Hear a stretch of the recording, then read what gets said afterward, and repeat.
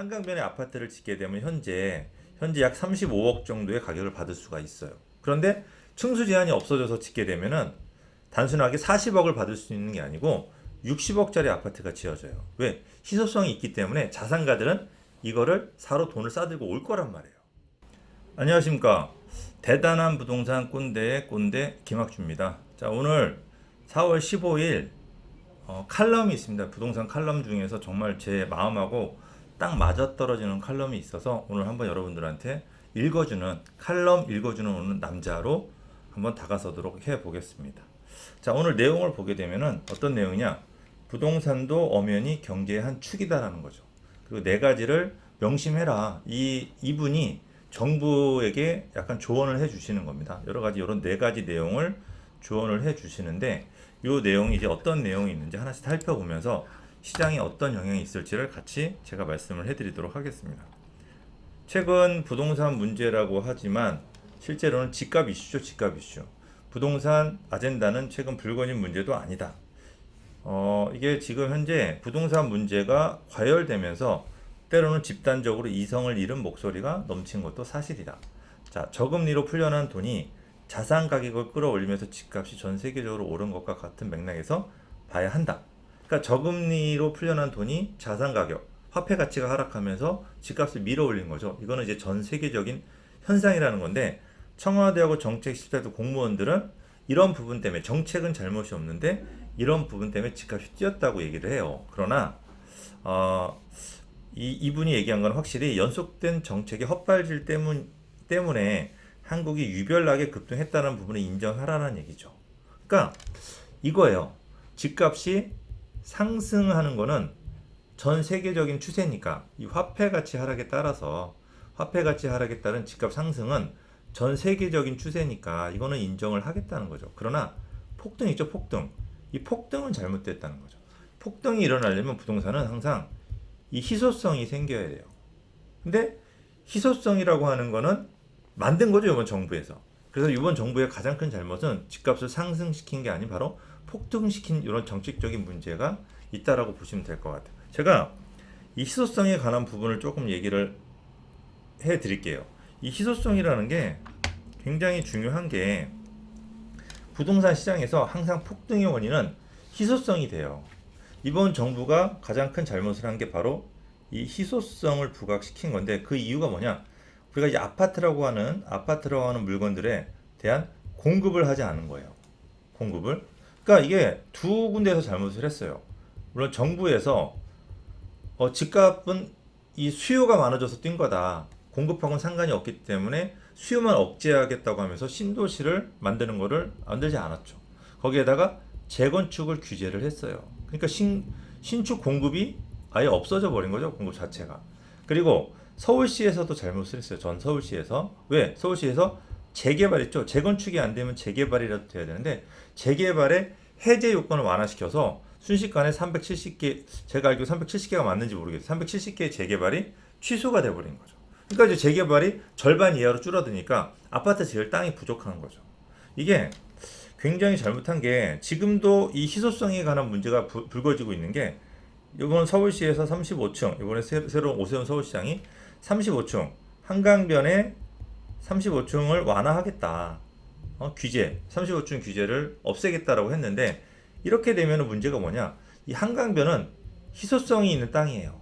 한강변의 재건축 아파트 단지, 한강변의 토지들, 단독 빌라들은 굉장히 희소하잖아요. 근데 여기에 층수 규제가 없어진다고 한다면 이거는 폭등을 하게 돼 있어요. 이 폭등이 어느 정도냐면 강남 인근에 한강변의 아파트를 짓게 되면 현재 약 35억 정도의 가격을 받을 수가 있어요. 그런데 층수 제한이 없어져서 짓게 되면은 단순하게 40억을 받을 수 있는 게 아니고 60억짜리 아파트가 지어져요. 왜? 희소성이 있기 때문에 자산가들은 이거를 사러 돈을 싸들고 올 거란 말이에요. 희소성이 없으면 그런 일이 없단 말이에요. 그러니까 35억짜리가 60억이 된다고 하면 나머지 연쇄적으로 어떻게 될까요?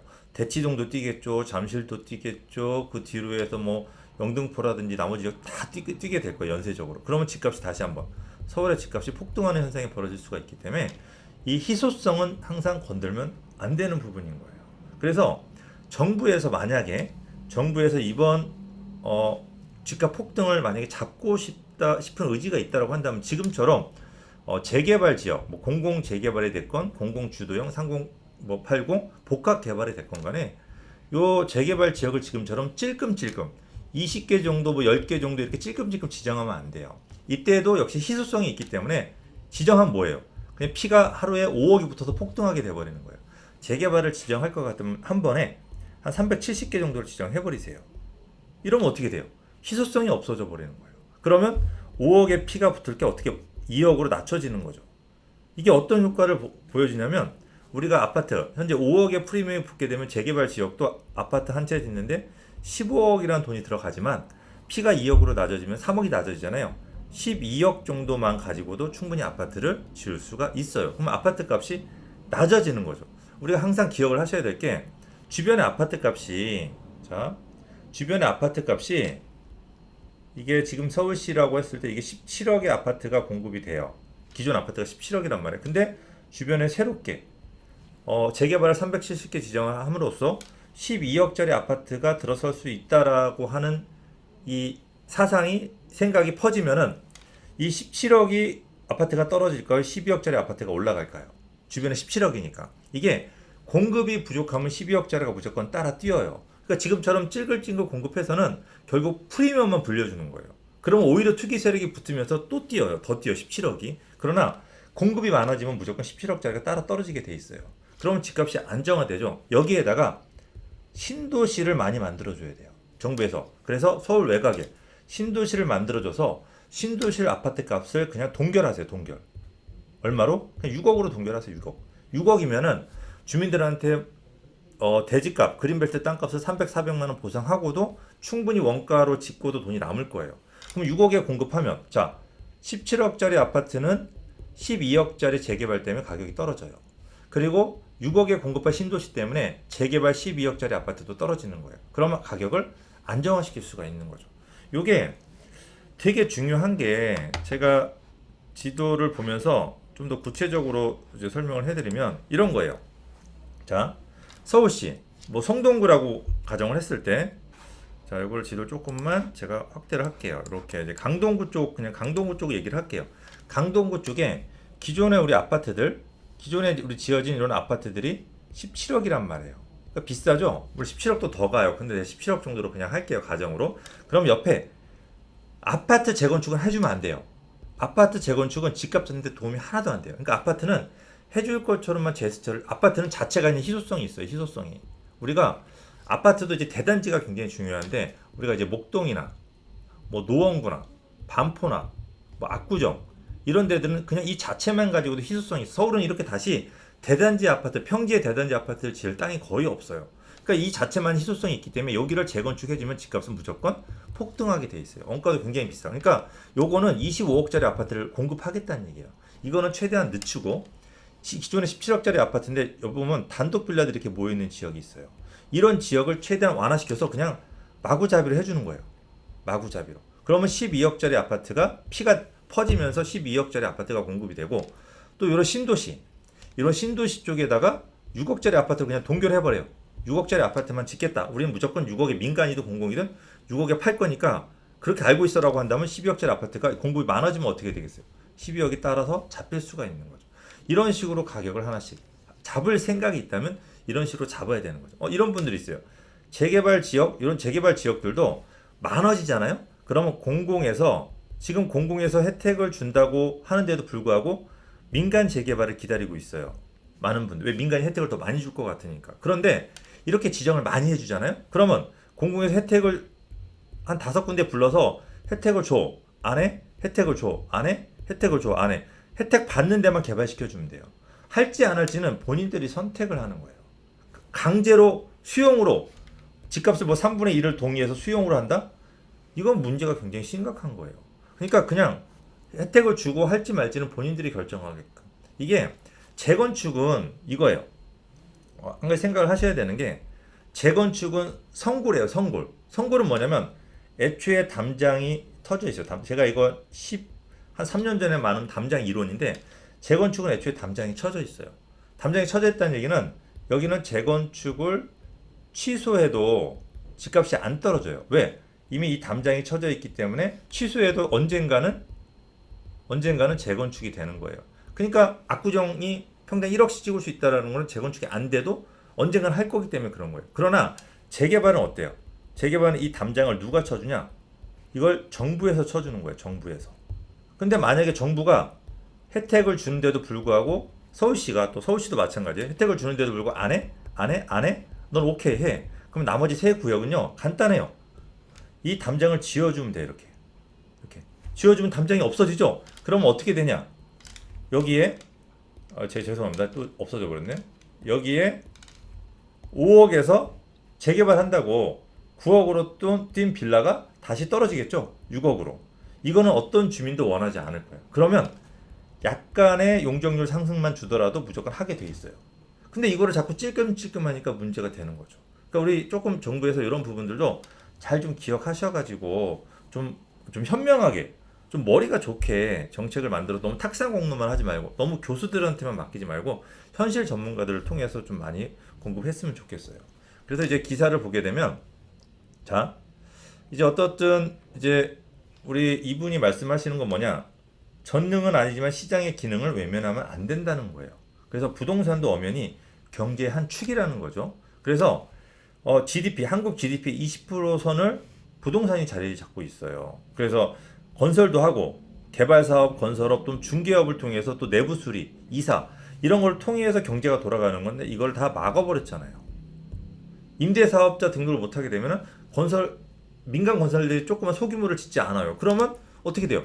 결국 빌라 값도 뛰고 오피스텔 값도 뛰니까 결국 서민들만 피해를 보는 거죠. 그러니까 이걸 너무 마음대로 막지 마세요. 그래서 정부에서 부동산을 정치권에서 기본적으로 통제의 대상으로 보는 시각이 강한데 이렇게 하면 안 된다는 거죠.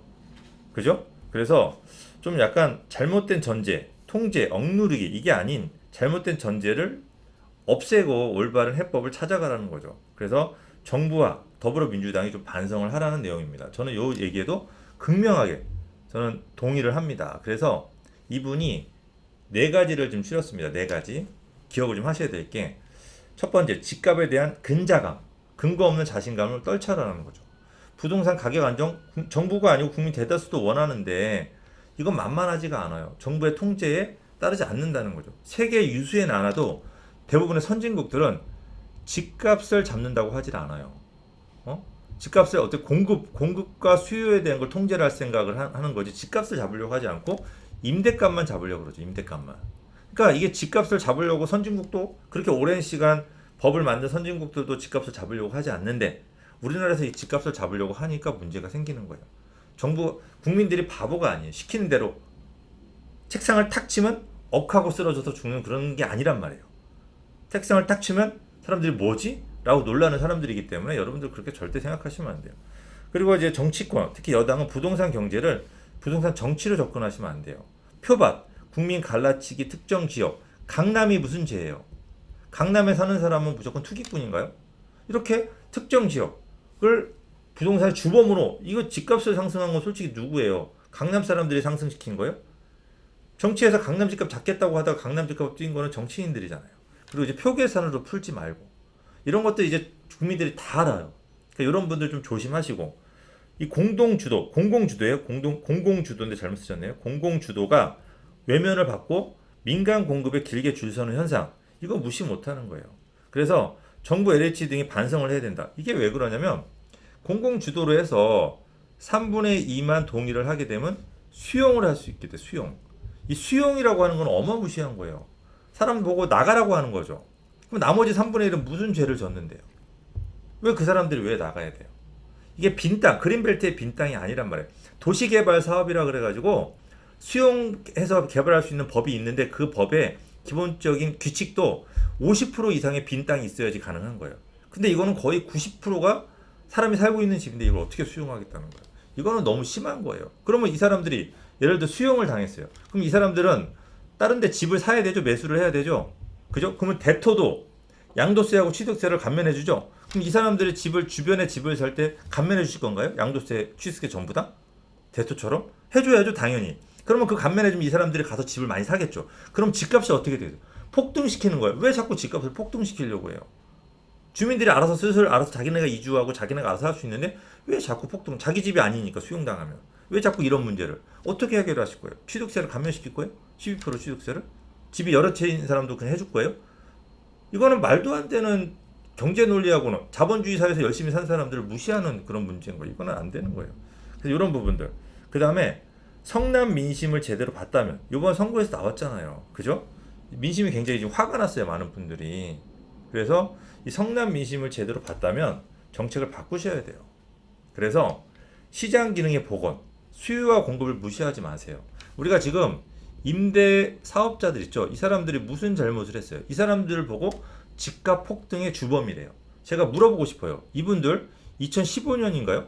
기업 임대법, 임대특별법인가를 만들었죠. 그래서 임대를 많이 하면 많이 할수록 애국자라 그랬단 말이에요. 애국자.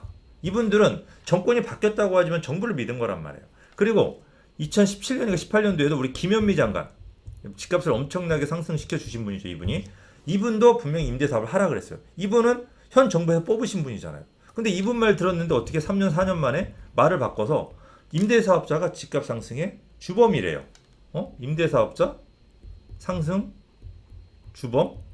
상승의 주범이 임대사업자입니까? 아니면 현재 지금 정치인입니까? 정부가 했나요? 이분들이 상승하겠나요? 전 이거를 온 국민 투표에 붙이고 싶어요. 그럼 본인들이 뭘 잘못했는지 알고 자기네 잘못이 아니란 말은 못 하겠죠. 정책이 잘못되지 않았다는 말은 못 하겠죠. 그렇게 나면 정책을 다시 바꾸고 다시 공급 정책으로 해서 아까도 말씀드렸지만 재개발 찔끔찔끔 하지 마세요. 계속 폭등만 시켜주잖아요. 왜 사람들을 간질간질 돈 벌고 싶은 사람들 왜 간질간질 긁기만 하세요? 그냥 한 번에 370개 지정하고 주변에 신도시 왜 아파트로 돈 벌려고 그래요? 정부가 6억에 그냥 6억에 공급하세요. 6억에 못 박으세요. 그럼 사람들 6억에 집 받기 위해서 안 사요. 그럼 폭락까지는 아니어도 어느 정도까지는 연착륙을 시킬 수가 있잖아요. 왜? 한 번에 되지는 않으니까. 이런 부분들이 필요하다는 거죠. 그래서 이 부분 국토부 주택 담당 부서가 저도 이거 처음 알았어요. 행정부 중에서 일하기 쉽고 편하기도 하다는 농담을 한대요. 국토부가 일하기 편하대요. 그거 어려워야 되는데 왜? 규제 리스트 50개가 있대요. 그래서 집값이 뛰면 이 규제 리스트를 하나씩 강화시킨대요. 집값이 떨어지면 미분양 누적 이렇게 되면은 이런 규제를 하나씩 반대로 풀어나간대요. 이렇게 쉽게 산대요. 이렇게 올렸다가 내렸다가 이렇게 규제로만 풀려 그러니까 사람들의 어떤 인풋 아웃풋은 바뀌는데 옛날 규제를 가지고 다 풀려고 하니까 이게 맞나요? 안 맞지. 그러니까 한번 실패했죠. 그럼 두 번 실패는 하지 말자고요. 그래서 많은 분들 지금 경기도의 집값이 가격 아세요? 우리 정치하시는 분들 경기도 3억 5천 하던 집값이요 지금 7억까지 뛰었어요. 6억 하던 집값이 지금 경기도 12억 해요. 2배가 뛰었어요. 2배가. 이게 어느 지역적인 문제가 아닌 전체가 이래요. 전체가. 물론 거래가 활성화돼서 된 것도 아니고 이거 나중에 신도시가 들어서서 중간에 이 경기도 아파트에 뭐 6억에서 한 9억짜리 아파트 공급되면 이거 다 떨어지게 생겼어요. 지금 서울은 그나마 안전하지만 경기도 분들은 굉장히 위험해요. 이거 앞으로 어떻게 하실 건데 이런 일이 생기면 이분들 인생은 누가 책임져 주실 건데요. 그래서 저는 분명히 말씀드리지만 집값 폭등하는 거 원하지 않아요. 그냥 안정화됐으면 좋겠어요. 폭락하는 것도 원하지 않고 안정화되는 방법은 결국은 시장의 논리로 좀 풀어주셔야 된다는 것을 좀 기억하셨으면 좋겠습니다. 자, 저희 내용, 제가 이런 내용들을 통해서 우리 시청자분들한테 재테크, 저도 이제 35층 아파트 층고 제한이 됐을 때 어디가 뛸 거다 떨어질 거다라는 얘기 분명히 해요. 왜냐면 저는 경제인이기 때문에 어떤 정책이 결정이 됐을 때 그 정책적인 효과를 가지고 여러분들이 현명한 선택을 할 수 있게끔 도와주는 일을 합니다. 그래서 어디가 좋아지고 나빠지고 GTX가 들어서 집값이 뛸 겁니다라는 얘기 분명히 하지만 저도 폭등은 원하지 않습니다. 그래서 이런 여러 가지 정보를 알고 싶으신 분들은 역시 구독을 눌러주시고 구독뿐만이 아닌 알람도 같이 눌러주셔야 돼요. 그래서 제가 매일 알토란 같은 정보를 여러분들한테 매일 전달할 수 있습니다. 그래서 구독은 사랑이고 이 구독 플러스 알람 같이 눌러 주십시오. 저는 여기서 마치도록 하겠습니다.